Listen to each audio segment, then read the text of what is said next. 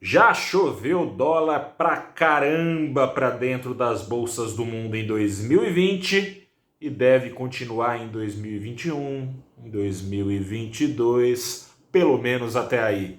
Boa noite, investidora, boa noite, investidor. Começa agora o seu saldo deste dia 16 de dezembro de 2020, em que o Ibovespa subiu 1,47%.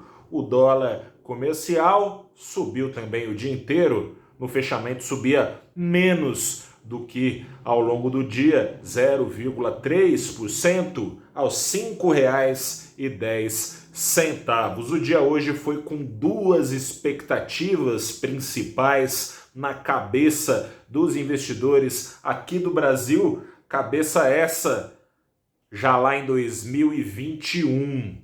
Uma expectativa, essa que eu falei no começo deste vídeo, era a expectativa em relação à decisão de política monetária lá nos Estados Unidos. Investidores esperavam que os juros por lá fossem mantidos na altura entre 0 e 0,25% ao ano, altura em que estão desde março e que o Fed tem avisado que continuará sendo a dos juros ainda por muito tempo. Assim ficaram os juros na decisão desta quarta-feira. Esse muito tempo, lá atrás o Fed falou que era o tempo necessário para o emprego voltar nos Estados Unidos e o desemprego, portanto, para os níveis pré-crise.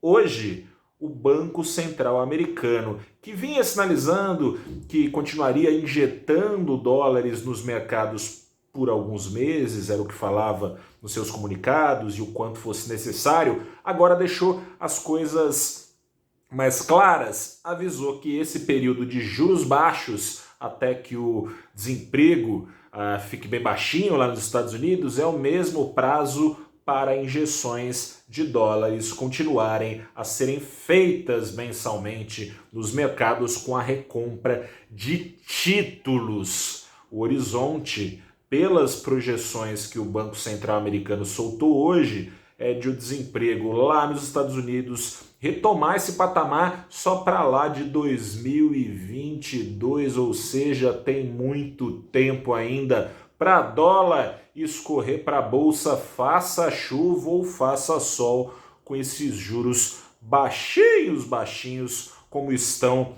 nos Estados Unidos e no mundo todo. A segunda grande expectativa na cabeça de investidores que já estava lá em 2021 era uma expectativa nacional, expectativa pela votação da LDO, a Lei de Diretrizes Orçamentárias. A LDO não é ainda o orçamento propriamente dito, com receitas e despesas colocadas no papel ali, tintim por tintim, de onde vai sair, de onde vai entrar, coisa e tal. Mas são as diretrizes para que o orçamento que está atrasado aqui no Brasil seja votado no ano que vem, a LOA, a Lei Orçamentária Anual. Vai ser votada no ano que vem, porque ficou naquele rame-rame no Congresso. A oposição, por sua vez, travava a pauta lá no Congresso, tentando ampliar o período de recebimento dos auxílios emergenciais para o ano que vem. E a base aliada também atrapalhou bastante, o chamado Centrão, porque ficou travando a pauta, brigando por cargos, brigando pelos melhores assentos, digamos assim, na comissão mista que vai discutir propriamente o orçamento só no ano que vem. Ou seja, o ano vai começar para o governo brasileiro no fiado, mas pelo menos vai começar, porque se não fosse votada a LDO como foi votada no Congresso nessa quarta-feira, o governo brasileiro, ao soarem os primeiros rojões no céu, ficaria congelado em shutdown, né? Isso acontece e vem acontecendo bastante nos últimos tempos aí, nos últimos anos com os Estados Unidos, é quando não se chega a um acordo no Congresso e o governo não pode gastar nada, nem com clipe de papel, nem para pagar serviços públicos. Era essa ameaça que estava no radar dos investidores, ainda que o cenário seja bastante incerto para 2021, o que inclui o ritmo de recuperação da economia brasileira em paralelo à segunda onda que você tem acompanhado, cujos números de mortes e contágios da Covid-19 têm crescido aqui no Brasil, e embora o governo tenha apresentado hoje um plano nacional de vacinação, essa vacina não vai também aqui no Brasil, depende disso, a recuperação depende de pagar ou não mais auxílios, o discurso oficial diz que não, mas pagar ou não mais auxílios. Paulo Guedes, ao mesmo tempo, disse faz semanas atrás que em caso de segunda onda seriam uma certeza mais auxílios. Enfim, essas incertezas todas continuam, mas pelo menos o governo não estará de braços atados em 1º